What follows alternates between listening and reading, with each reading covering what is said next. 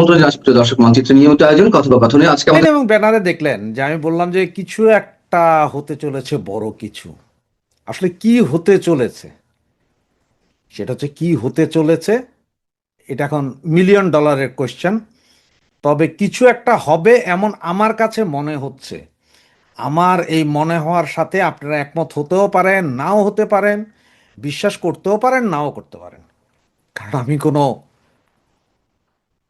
না, যে মানে পীর না, যে বা অ্যাস্ট্রোলজার না, যে আমি বলতে পারি যে এই হবে কালকে। না ভাই, আমি হয়তো আমার ধারণাটা আপনাদের মাঝে শেয়ার করছি। আমি মনে হচ্ছে আমার যে এটা হইতে পারে, এইটাই আপনাদের কাছে শেয়ার করছি। হয়তো আপনারা আমার চেয়ে আরো হাজার গুণ বেশি বুঝেন, কারণ আপনারা দেশে আছেন, আমি তো বিদেশে। তা আমার কাছ চেয়ে আপনারা বেশি বুঝেন, এটা আমি জানি। কারণ আপনারা যেহেতু ফিল্ডে যারা আছে, তাদের সাথে মশকারি করার কিছু নেই ভাই। এখন এমন কিছু না, আবার এটা মনে করেন না আপনারা যে কিছু একটা ঘটবে বলতে আমি কি বলছি যে কিছু একটা ঘটবে তার মানে কি?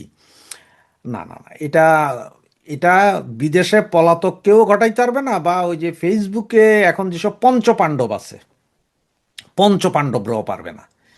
এটা যা ঘটবে তা হচ্ছে যে সম্ভবত দেশের ভেতরের আমাদের কিছু লোক এবং সাধারণ জনগণ। আপনারা অলরেডি দেখতেছেন যে তেল নিয়ে একটা তেলেস্মাতি চলতেছে, টিকা নিয়ে একটা তেলেস্মাতি চলতেছে। টিকা তো নাই, শত শত শিশু মারা যাচ্ছে। এইটা যদি ধরেন শেখ হাসিনার আমলে যদি এভাবে যদি একদিনে 10টা শিশু বা 15টা শিশু মারা যেত, ও খোদা, তাইলে দেখতেন যে বলতেছে আল্লাহর গজব, আল্লাহ নিজে নাই নামায় ফেলাইতো এরা। আল্লাহরের নিচে নামায় কইতেছে, আল্লাহই কইছে এটা আল্লাহর গজব।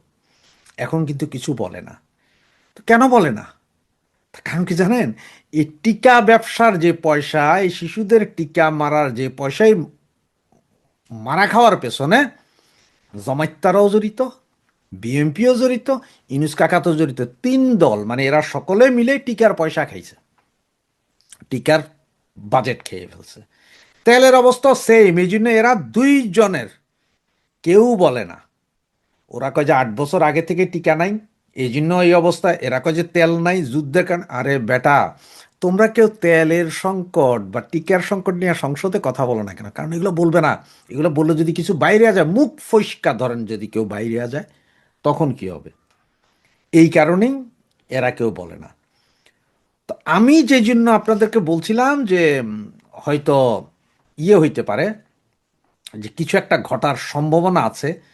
সেটা আমার যা মনে হয় এই মুহূর্তে, যেহেতু আওয়ামী লীগের নিষেধাজ্ঞা, মানে রাজনৈতিক নিষেধাজ্ঞা, কর্মকাণ্ডের নিষেধাজ্ঞা, শাস্তির বিধান যোগ করা যেভাবে চলছে, যদি এটা পাশ হয় বা এটা পাশের কোনো প্রক্রিয়া চলে, বা আগামী সোমবার থেকে যে কোনো দিন, এমনও তো হইতে পারে না যে হঠাৎ করে আমরা আপনারা সবাই ঘুম থেকে উঠে দেখলাম যে শেখ হাসিনার একটা লাইভ ভিডিও চলছে।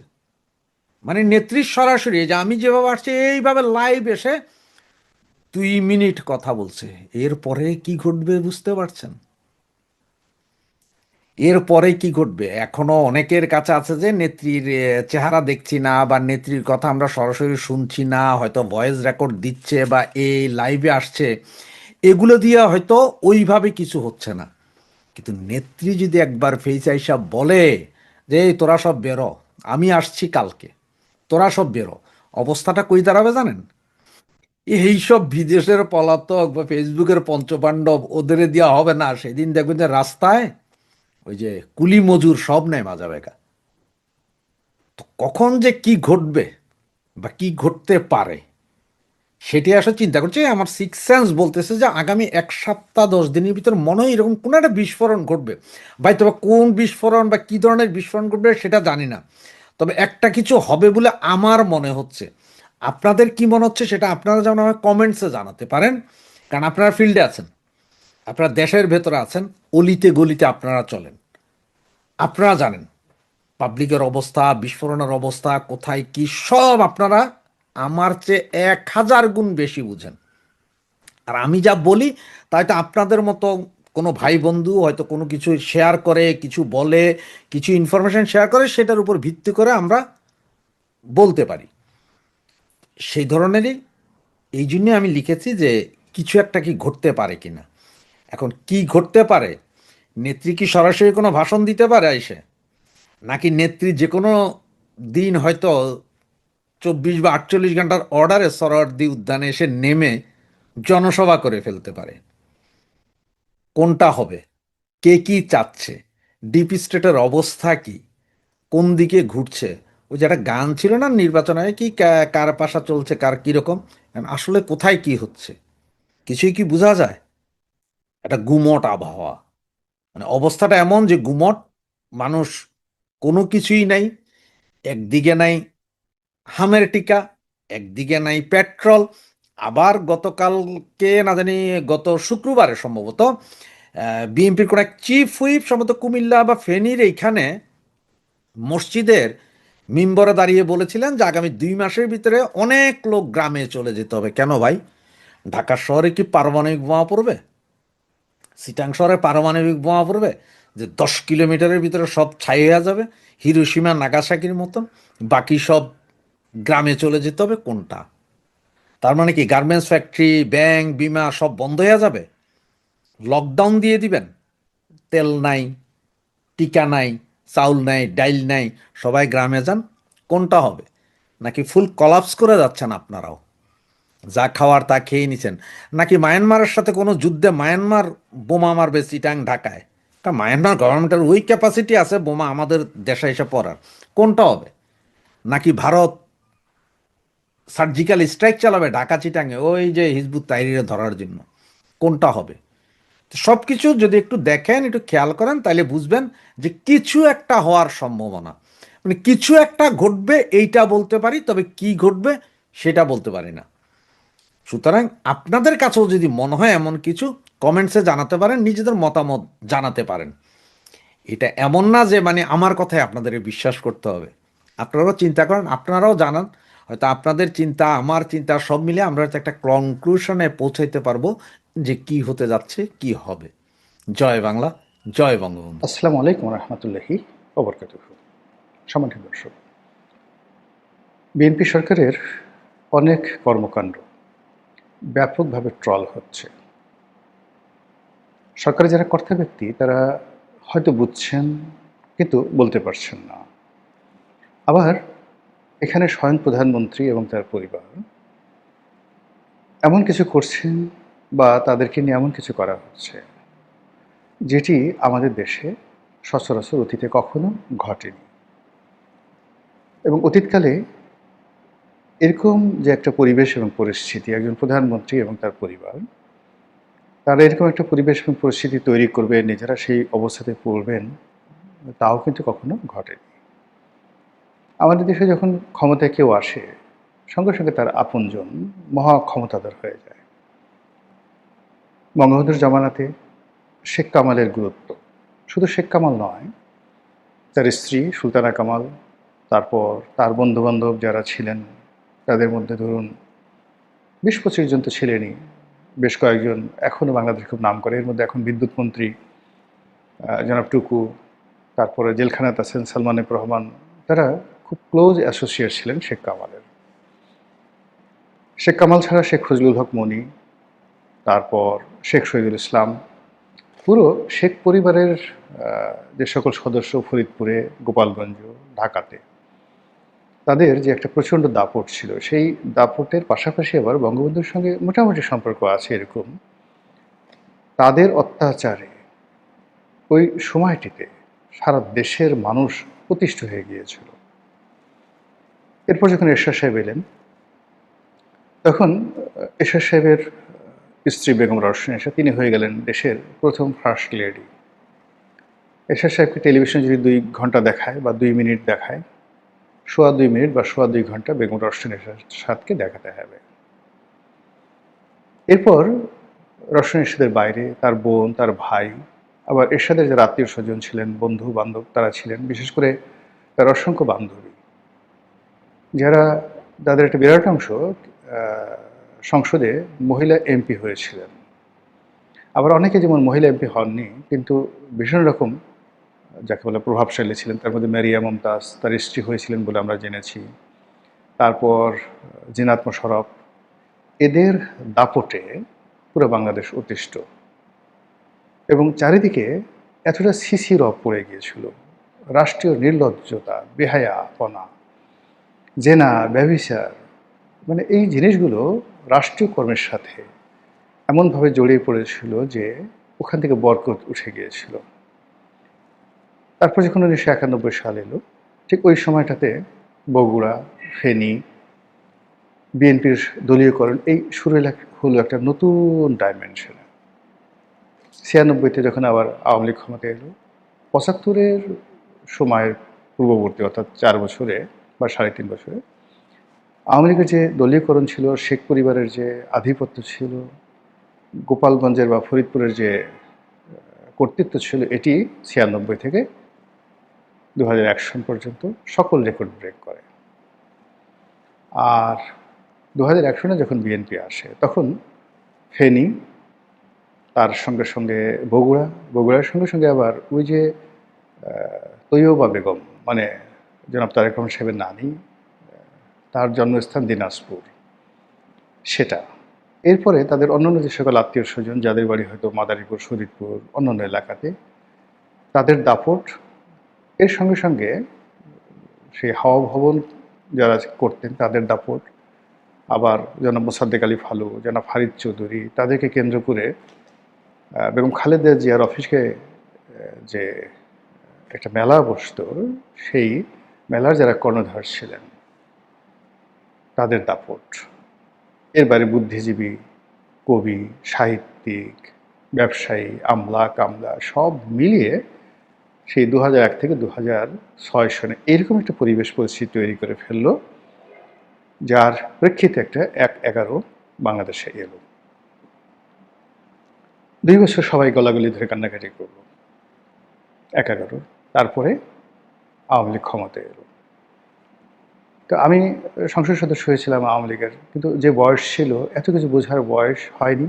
কিন্তু এখন যে ঘটনাগুলো শুনছি সেই নির্বাচন সম্পর্কে, সেই ম্যাচ ফিক্সিং সম্পর্কে, রেজাল্ট সম্পর্কে, এটা এখন হ্যাঁ বা না, সত্য না মিথ্যা আমি কিছু বলতে পারছি না। আমি শুধুমাত্র বলতে পারি যে আমি যেভাবে নির্বাচিত হয়েছিলাম, প্রচণ্ড প্রতিযোগিতা হয়েছিল আমার আসনে, আমার আপন মামা শ্বশুরের সঙ্গে আমার প্রতিযোগিতা হয়েছিল। একটি জাল ভোট দেওয়ার ক্ষমতা আমাদের কারোর ছিল না। বাংলাদেশে অন্য কোথায় কী হয়েছে আমি সেটা বলতে পারবো না। 2 নম্বর হলো যে জনগণের ভোটে নির্বাচিত হওয়ার পর আমার যতটুকু দায়িত্ব কর্তব্য মনে হয়েছে সেটা আমি পালন করার চেষ্টা করেছি এবং এখনও সেই দায়িত্বটা পালন করে যাচ্ছি, জনগণের সেই ভালোবাসাকে স্মরণ করে। এর বাইরে আওয়ামী লীগের অনেক লোক, তারা যাকে বলা হয় দুর্নীতি, অনিয়ম, পাপিয়াকাণ্ড, ওয়েস্টিন কাণ্ড, নানা রকম কাণ্ডে তারা জড়িত হয়ে পড়েছে। ওইদিকে নজর দেওয়ার মতো সময় হয়নি, এত ব্যস্ততা। এরপর যখন 2014 সনে আওয়ামী লীগ একতরফা নির্বাচন করলো, ওই সময়টাতে আমি সিদ্ধান্ত নিলাম যে আমি এই একতরফা নির্বাচনের সঙ্গে একীভূত হব না। আবার 2018 সনের নির্বাচনের পরেই আমার কাছে মনে হলো যে সামনে যে পরিবেশ পরিস্থিতি আসছে, বিএনপির হয়ে নির্বাচন করাটা আমার জন্য আসলে ঠিক হবে না। এই জন্য 2018-19 সনে আমি বিএনপি যারা কেন্দ্রীয় কমান্ড আছেন তাদেরকে বলে দিয়েছি যে না, আমি আসলে বিএনপির কোনো পদ পদবিতে থাকবো না, নির্বাচনও করব না, কিন্তু এই দলের একজন সমর্থক হিসেবে, কর্মী হিসেবে এই দলকে ক্ষমতায় নেওয়ার জন্য আমার যতটুকু স্যাক্রিফাইস করা দরকার ওটা করব, দ্যাট আই ডিড। 2014 থেকে পরোক্ষভাবে আর 2018 থেকে প্রত্যক্ষভাবে এই বিএনপির জন্য আমার যতটুকু ঘাম গেছে, শ্রম গেছে, অর্থ গেছে, বিত্ত গেছে, ক্ষয় হচ্ছে, ক্ষতি হয়েছে, কাজেই এই দলটি আমাকে কীভাবে করে বা না করে, কীভাবে মূল্যায়ন করে বা না করে, তাতে হয়তো আমার কোনো লাভ ক্ষতি হবে না। কিন্তু এই দল যদি ভালো করে আমি একান্তভাবে নিজের কাছে ভালো থাকবো, আর যদি দল খারাপ করে এক ধরনের অনুশোচনা কাজ করবে। এই কারণ হলো এখানে যারা আছেন, মির্জা ফখরুল বলেন, অন্যান্য যারা সিনিয়র নেতৃবৃন্দ রয়েছেন, ইনক্লুডিং মিস্টার সালাউদ্দিন বলেন, তারেক রহমান সাহেব বলেন, জাইমা বলেন, তারেক রহমান সাহেবের স্ত্রী বেগম জুবাইদা বলেন, তাদেরকে হাইলাইট করার জন্য, তাদেরকে মহামানব বানানোর জন্য একেবারে ছোট্ট একটা বিন্দু হলেও আমার এই হাত দিয়ে পড়েছে। ওই সময়টিতে তাদেরকে নিয়ে বলার মতো টেলিভিশনগুলোতে দুঃসাহস কারো ছিল না, যেভাবে এখন আওয়ামী লীগ নিয়ে বলার কারো সাহস নেই। আবার ওই সময়টাতে তাদেরকে নিয়ে লেখার মতো কোনো কলম বাংলাদেশে ছিল না, কেউ দেখাতে পারবে না।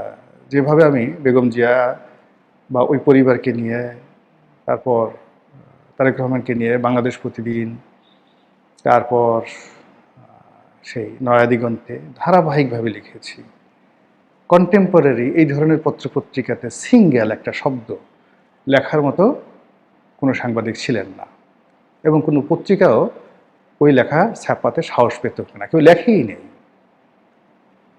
তো সেই দিক থেকে হয় কি যে এই যে নির্ভয়ে কথা বলা, এটা রক্তের মধ্যে এসে গেছে। সেই দিক থেকে এখন এমন কিছু হচ্ছে যেগুলো নিয়ে কথা যদি আমি না বলি, আমার কাছে মনে হচ্ছে যে ইতিহাসের কাছে আমি দায়ী হয়ে যাব। অতীতে লোকজন বলবে যে আরে আপনি তো আওয়ামী লীগ জমানায় এই কথা বলেছেন, ইনুস জামানাতে এই কথা বলেছেন, এখন আপনি মুখ বন্ধ কেন, এখন কেন তেল মারছেন? এটা আসলে আমার অভ্যাস নয়, আর এটা আমার পক্ষে সম্ভব নয়। আর এটার পরিণতি মানে আমি একজন শাসককে প্রশ্ন করব, তার বিষয় নিয়ে আলোচনা করবো, এটার পরিণতি কী হবে এ চিন্তা আসলে কখনোই আমার হয়নি। আমি যখন হয়তো পরিচিতি পেয়েছি 2008 সন থেকে, কিন্তু এর আগেও সেই সংবাদপত্রের সঙ্গে জড়িত থাকা, বিভিন্ন পেশার সঙ্গে জড়িত থাকার কারণে মানে আমার যেখানে আমি ছিলাম সেখান থেকে কিন্তু আমি যতটুকু পরিসর সম্ভব প্রতিবাদ করে আসছি, এবং তার ফলেই ধীরে ধীরে ধীরে ধীরে আজকের এই জায়গাতে এসে পৌঁছে গেছে। তো সেই দিক থেকে বর্তমান সরকারের যে এই যে এখন অল্প কিছুদিন চললো, হয়তো 40 দিন হয়েছে, 45 দিন হয়েছে, 1.5 মাস হয়েছে, অনেকে বলছেন যে এই সময়টাতে তাদের হানিমুন পিরিয়ড, কিন্তু এটা আসলে ঠিক না। সরকারের যে প্রথম যে সিদ্ধান্তগুলো, সেই সিদ্ধান্তগুলোই তাদেরকে আজীবন ভোগাবে। বাসরাতে বিড়াল মারতে হয়, যে লোক প্রথম দিকে ভুল করে সে কখনো সেই ভুল আর সংশোধন করতে পারে না। অবস্থা দৃষ্টি মনে হচ্ছে যে সরকারের যে বৃত্ত এবং বলয় এখন যেটা রয়েছে, তারা 2001 থেকে 2006 বা 91 থেকে 96 এর যে ধারাবাহিকতা, ওটারই এক্সটেনশন ভার্সন চলছে। সিজন 3, যদি 91 থেকে 96 সিজন 1, 91 থেকে মানে 2001 থেকে 2006 সিজন 2, আবার 2026 থেকে এখন যেটা চলছে এটা হলো সিজন 3, তৃতীয় পর্ব। এই তৃতীয় পর্বতে অতীতে যা কিছু করা হয়েছে ওগুলোর প্রত্যেকটারই এক্সটেনশন ভার্সন চলছে। ভালো কি চলছে আমি এখন পর্যন্ত অল্প সময় বলা যাচ্ছে না, কিন্তু অতীতে যে মন্দ কাজগুলো হয়েছে তার একটাও বাদ দেওয়া হয়নি। বরং অতীতের মন্দ কাজের চাইতে যদি ধারাবাহিকভাবে ধরেন তাহলে এইবারের যে বাড়াবাড়িটা খুব বেশি বলে মনে হচ্ছে। এখন এই যে বাড়াবাড়ি কারা করছে, এখানে আমি শিরোনামে ব্যবহার করেছি দালাল ফালাল। আচ্ছা বলেন তো, একজন প্রধানমন্ত্রী তিনি কি পোশাক পরছেন, রাস্তাতে কার সঙ্গে হাত নাড়াচ্ছেন, কার সঙ্গে হ্যান্ডশেক করছেন, রাস্তায় দাঁড়িয়ে কিভাবে তিনি সমস্যার সমাধান করছেন, এই বিষয়গুলো কে বা কারা লাইমলাইটে নিয়ে আসছে এবং এগুলো প্রয়োজনটা কি? আকাশের চাঁদ সবসময় আকাশে শোভা পায়। আকাশের চাঁদকে যদি আপনি জমিনে এনে দেন আপনি টিকতে পারবেন না। চাঁদে আলো নেই, বাতাস নেই, মাধ্যাকর্ষণ শক্তি নেই, ধুলাবালিতে ভরা, এবং ওখানে চরকা কাটে এরকম কোনো গুঁড়িও নেই। তো এই জন্য হয় কি, যারা স্টারকে সবসময় একটা নিজস্ব গতিতে চলতে হয়। Every star in the sky has their own path. তাদের নিজস্ব একটা কক্ষপথ আছে, তাদের নিজস্ব একটা গতি আছে প্রত্যেকটা নক্ষত্রের, এবং তাদের প্রত্যেকের একটা সময়কাল আছে।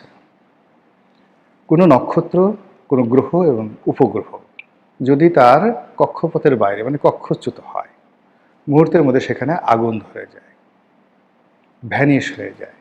এইভাবে মহাকাশে লক্ষ লক্ষ কক্ষচ্যুত যে তারকা শেষ হয়ে যাচ্ছে। তাহলে কোনো অবস্থাতেই তার গতির বাইরে যাওয়া যাবে না, এবং তাকে যে স্পিড দেওয়া হয়েছে সেই স্পিডের সে সীমা অতিক্রম করলেই সে মরে যাবে। পৃথিবীতে মানুষের একই অবস্থা। রাজা কখনো প্রজা হয় না, প্রজা কখনো রাজা হয় না। একজন প্রধানমন্ত্রীর তার কতগুলো প্রোটোকল আছে, তার কতগুলো কাজ আছে। এ যদি সহজলভ্য হয় তাহলে আকাশ থেকে একটা উল্কাপিণ্ড, আকাশের চাঁদ আকাশের তারকা, এমনকি সূর্য তার কক্ষপথ থেকে বিচ্যুত হয়ে যদি পৃথিবীর দিকে ধাবিত হয়, যে পরিস্থিতি তৈরি হবে, তেমনি একজন রাষ্ট্রনায়ক এইভাবে যখন খুব চিফ হয়ে যাবেন, তখনই সে বিপর্যয় তৈরি হয়ে যায় এবং সে আর নক্ষত্র থাকে না। তারেক রহমান সাহেব কোনো মহামানব নন, কোনো মহাজ্ঞানী নন, কোনো মহাজনও নন, মহাজ্ঞানী মহাজন নন। তিনি আমাদেরই সমাজে বেড়ে ওঠা একজন সাধারণ মানুষ। তিনি যে লেখাপড়া করেছেন, এসএসসিতে তার একটা রেজাল্ট আছে, ইন্টারমিডিয়েটে তার একটা রেজাল্ট আছে, ওটা তার বেসিক ফান্ডামেন্টাল কোয়ালিটি। তিনি যে পরিবারে জন্মগ্রহণ করেছেন, তার যৌবন, তার কৈশোর, তার শৈশব, কাদের সাথে চলেছেন, বন্ধু বান্ধব চলেছেন, ওটা তার সারা জীবনের রক্ষা কবচ। তিনি এর বাইরে যেতে পারবেন না, কখনো পারবেন না। মেধা, যোগ্যতা কোনো অবস্থাতে এটা সম্ভব না। ইন্টারমিডিয়েট পর্যন্ত একটা মানুষের যে মেধা লেভেল থাকে, কলেজ পর্যন্ত, ওটার ভিত্তিতে তার একটা বৃত্ত তৈরি হয় যে সে কি মিলিটারিতে যাবে, বিসিএস পাস করবে, সে কি ব্যবসায়ী হবে, নাকি সে অলসে বসে বসে বাপেরটা খাবে, নাকি বিপথে চলে যাবে। তো কাজেই তার একটা ঠিকুজি আছে। সেই ঠিকুজির বাইরে যদি তাকে কেউ নেওয়ার চেষ্টা করে, মানে তার সর্বনাশ হবে, আর যারা করছে তাদেরও সর্বনাশ হবে। তাহলে এক্ষেত্রে কি হয়, যে এরকম একজন মানুষ, তাকে এনলাইট হতে হয়। যেমন পৃথিবীর কতগুলো উপগ্রহ রয়েছে, তো যেমন চাঁদ পৃথিবীর উপগ্রহ, তো পৃথিবীকে হাইলাইট করা হয় চাঁদ দিয়ে। এখন তারেক রহমান সাহেবের কতগুলো উপগ্রহ থাকবে, যে উপগ্রহ দিয়ে সারা দেশের মানুষ, পৃথিবীর মানুষ তারকে বুঝতে পারবে যে দিস ইজ তারেক রহমান। এখন সেটা কে হয়ে গেছে? এই উপগ্রহগুলো এই মুহূর্তে 15 দিনে কাকে দেখাচ্ছে? মাহাদি আমিন, হুমায়ুন কবির, তারপর ডাক্তার জাহেদ, তারপর মানে এই যে মানে এরপরে আরও যে সকল উপদেষ্টাদের নেওয়া হয়েছে মন্ত্রী প্রতিমন্ত্রীর পদমর্যাদায়। বলেন তো, আমাদের এই সমাজে এই মানুষগুলোর অর্থনৈতিক সফলতা কি, পারিবারিক সফলতা কি, এদের স্বাস্থ্যগত সফলতা কি, তাদের যে বন্ধুবান্ধবের লেভেল কি? এই সমাজে গত 20-30 বছরে